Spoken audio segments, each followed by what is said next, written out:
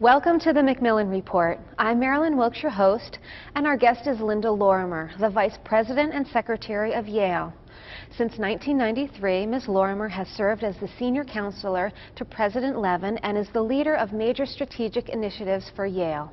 In recent years, she has developed an ambitious strategy and numerous programs for internationalizing the university. We'll talk with her today about those plans. Welcome, Ms. Lorimer. It's wonderful to be here. So let's begin by talking about Yale is doing to position itself as a global university. Please give us an overview. Well, actually, Yale has been at this for a very long time. A president of Yale about 150 years ago said that the university's role was not to create citizens for the moment, but citizens for the world. But there really has been a stepped-up effort, Marilyn. In December of 2005, President Levin and I spent time talking with all of the deans of our schools and with over 60 faculty leaders who already are out around the world with important scholarly projects to say, what should be the design, what should be the shape to propel Yale to be one of the great global universities? And we created something called the International Framework, which you can find at yale.edu and put in International Framework, where we captured the essential 3 goals that we heard from our faculty leaders. The first was that we wanted to be intentional in preparing our own students here on campus for the lives of sort of interdependency that they will need to shape the world ahead of us. So that helps influence the curriculum we have here. Our second goal was to attract the best and brightest from around the world. And the third was audacious to position Yale as a global university of consequence. So let me just unpack each of those. Okay. In terms of preparing our students, obviously we have an incredible curriculum here. We teach over 50 foreign languages. There are over 900 courses that touch upon international activities. But we said we wanted to do more. So we articulated the goal of having every Yale College student go abroad once during his or her 4 years here. And if they were on financial aid, we would give the resources to make it happen. And we have done just that. This past year, we had over 1,200 students go abroad in 1 year alone. But it's not simply the college that's recrafting and expanding their curriculum. I'll just give 2 examples from the professional schools. Our School of Management introduced a new curriculum for all first-year students, which has a January program where every student goes abroad in groups with a faculty member for a serious study project. So right from the beginning of their studies, we are capturing this aspect of internationalization and understanding a culture in the context of a business or social responsibility matter. For the go across campus to the architecture school, every third-year student in their final year has an opportunity for a semester-long studio looking at a problem in architecture, but embedded in the semester is a travel component also abroad with their faculty members. So these are enriching activities that we hope will form what a Yale education is, whether you're in the college or whether you're in one of the graduate or professional schools. But that's sort of goal 1. Goal 2, in attracting the best and the brightest here, obviously the real allure is the quality of our faculty and the academic programs. But we realized we should provide a lot more financial aid to those coming from abroad, and we should give them more support services. So we created a new international center which held over 800 events last year to be a home away from home for our growing number of international students and scholars, a number that has doubled in a decade. We have now about 17% of our students come from outside the United States and Canada. Some schools a much higher representation. In the music school and management, over 30% of the students come from abroad. So that's a second goal of being a much more international and welcoming community. The third one, the audacious one, of being a global university of consequence, is really pursued by our faculty. We now have over 900 faculty members who are conducting research projects outside the United States, literally in every continent. Some of them are becoming consequential, really quite large. I'll give you 2 examples. In Shanghai, we have a joint Fudan University, Yale University Center for Genetics. It's large, 75,000 square feet of laboratory space, doing genetics research in sync with the genetics research being done here at Yale. The director of the Shanghai Institute is a full Yale professor. The associate director is a Shanghai professor. They have virtual lab meetings by using the internet and showing how consequential this could be.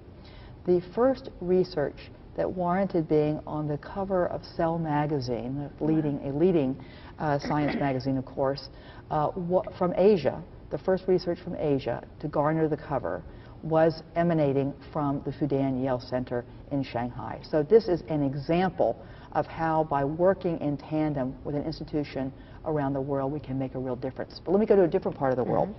If you look in Ghana, we have a joint center with the University of Ghana and faculty from our Department of Infectious Medicine looking at issues of hookworm, malaria, and other kinds of infectious diseases, where obviously our faculty benefit as much as they contribute by being in that environment, which of course has the underlying biological and medical issues right there at hand. These are both in the areas of science, but we have fascinating and important work being done in the humanities and the social sciences and by all of our professional schools as well. Okay, you touched a little bit about on China. So China, India, and the Middle East are very much in the news today. What are Yale's plans in those areas? Well, they have different strategies for each, so I'll try and describe them briefly. Okay. In China, Yale has the distinction of the university with the longest ties to that country. When the first young boy left China to study outside of the mainland, he came all the way to New Haven, Connecticut in 1850. So our heritage is very, very, very long. And if you look at the number of projects our faculty members are conducting in China right now, they number over 80. So they are in over 17 cities, really dotting the landscape of that great country. We have programs, whether it's from the law school with the China Law Center. We have some of our humanities faculty doing very important work on families, home, village work. We also have a program for university presidents of China's leading universities who have come for the last several years to study on our campus. So it's a really varied set of programs with China. In India, our ties are not as substantial. We have had fewer faculty working historically in India, but that's changing. We announced just in November a major India initiative where already $18 million has been raised, which in this economy we think is really quite exciting. It will eventually add 7 professors to the Yale faculty whose concentration and expertise will be on the Indian subcontinent and South Asia more generally. We are looking to have more internships in the summer for our students in all the schools to go there. So a major initiative in China. We're very pleased. The Prime Minister has selected Yale to do a program for aspiring parliamentarians, some of the very best young leaders in the Indian Parliament, and they will be coming back for another session later this semester. The Middle East, we have had some projects that go back over a century. Some of the first archaeological expeditions into the region were by Yale faculty members. They continue. We have a major archaeological expedition and ongoing project in Egypt, for instance. I give that in terms of archaeology. We have Marcia Inhorn, a new faculty member who's recently come to the university, who was just in the United Arab Emirates in the last month, looking at a collaboration there with the sister university. So that's so you know a little bit about what we're looking at in there. Our medical school has some major proposals for collaborations with universities in Saudi Arabia that we're pursuing, and we've had sort of long-standing ties with the Crown Prince Scholarship in Bahrain, where it has sent students both at the undergraduate level and at the graduate level. We're very eager to have more young students for all of our schools come from that area. I think, like many universities after 9/11, we've seen a downturn in the students coming from the region, and one of my messages whenever I go there and on a show like this is to underscore Yale's eagerness to welcome students and scholars from the Middle East as well. We've just created in the past several years an undergraduate major in Middle Eastern Studies. and we have a new program bringing distinguished scholars as visiting professors from the Middle East. So we're really ramping up our efforts for that important part of the world. Okay. Yale recently established the Jackson Institute for Global Affairs. Tell us a bit about it and what you expect to see in both the short term and long term. It is so exciting to have received a $50 million gift from Susan and John Jackson, showing their belief in investing at such a massive scale in Yale's internationalization efforts. The focus will be on teaching and on student courses in contemporary global affairs. I think we recognize that, particularly for our students, we want to buttress the number of courses and the number of faculty we have available to students throughout the university. The goal of the Jackson Institute is to have contemporary global affairs become a signature for student, whether she attends the law school or he attends the architecture school or the environment school, that this will be something that will be an ingredient of your Yale education. So there'll be courses in the new institute available for all students in all schools. But as you well know, we have an outstanding master's program in international relations. It's really a jewel. It gets some of the finest students anywhere who are attending these kinds of schools. And the Jackson Institute will allow additional courses for those master's students, will provide additional financial aid for those students, and will also support our very popular undergraduate major, International Studies. So it will take the very strong base we already have in contemporary global affairs and build on it rather dramatically. Okay.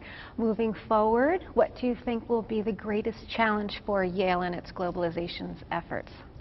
Well, I think the challenge will be only a short-term one. I do think the economic downturn will require us to perhaps elongate some of our investments in terms of when we could continue to support some of the schools in sending all of their students abroad, which is a dream I have that we would perhaps within the next decade support through great donations every school to be able to do what our business school and also what our architecture and our college has done.